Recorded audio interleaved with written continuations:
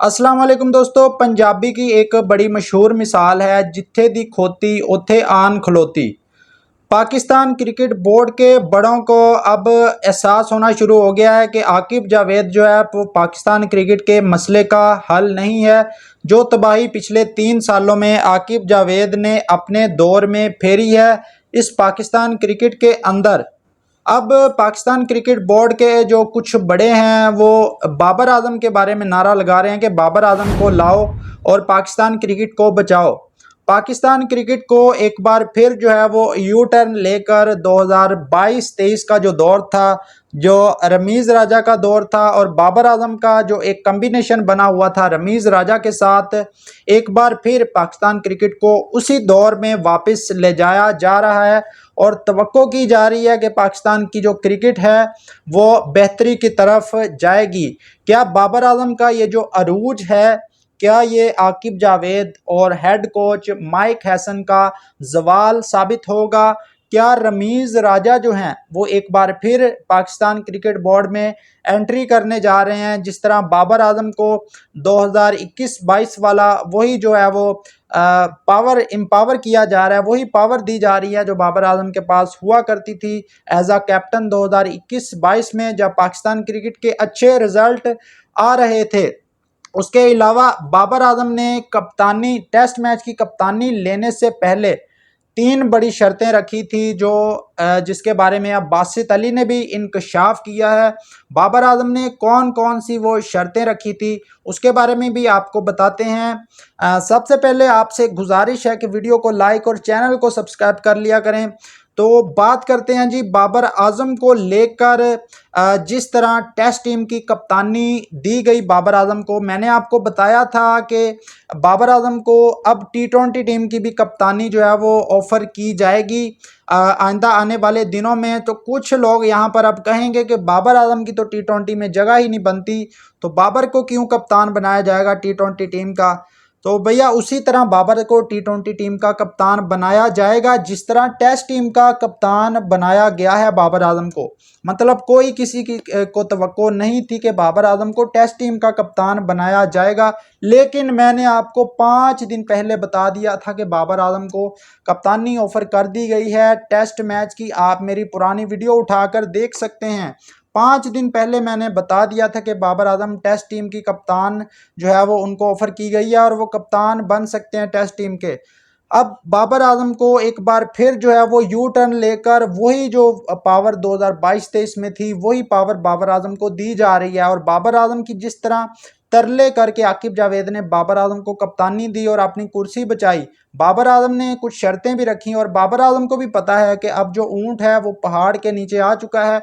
जो आकिब जावेद ने हालत की है पाकिस्तान क्रिकेट की, तो इस तरह जो है वो लूली लंगड़ी कप्तानी लेने का तो कोई फ़ायदा नहीं है। तो भैया बाबर आजम जो हैं, बासित अली के बकौल जो बाबर आजम ने पहली शर्त रखी थी वो तो आकिब जावेद ने आकर खुद ही बता दिया कि बाबर आजम 3 साल के लिए कप्तानी करेंगे, चाहे रिजल्ट आए, चाहे पाकिस्तान टीम हारे या जीते। तो इस पर जो डिबेट है अब वो मुकम्मल तौर पर जो है वो बंद हो गई है। और पहली शर्त बाबर आजम की ये थी जो आकिब जावेद ने आकर खुद ही बता दिया है।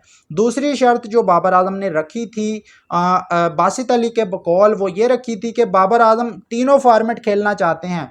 बाबर आजम को T20 से साइड लाइन करने की बातें की जा रही थी। जिस तरह माइक हैसन का ये कहना था कि बाबर आजम की 10 ओवर के बाद अगर बारी आए तो उनकी टीम में जगह नहीं बनती, और बाबर आजम को जिस तरह नंबर 3-4 पर खिलाकर ज़ाया किया गया और PSL में उसने बताया कि बैटिंग किस तरह की जाती है। तो अब इस चीज़ को लेकर बाबर आजम जो है उनको जो है वो श्योरिटी दी गई है कि आप T20 टीम का हिस्सा भी होंगे। बल्कि अब तो खबर ये आ रही है कि बाबर आजम T20 टीम के अगले कप्तान बनने जा रहे हैं और वही दौर रिपीट किया जा रहा है जो 2022-23 का दौर था, जो अरूज का दौर था पाकिस्तान क्रिकेट के ऊपर। उसके अलावा जो तीसरी शर्त थी बाबर आजम की वो ये थी कि मुझे जो है फुली पावर दी जाएगी। अगर मुझे किसी फॉर्मेट का कप्तान बनाया जाता है तो मैं अपनी मर्ज़ी की टीम बनाऊंगा।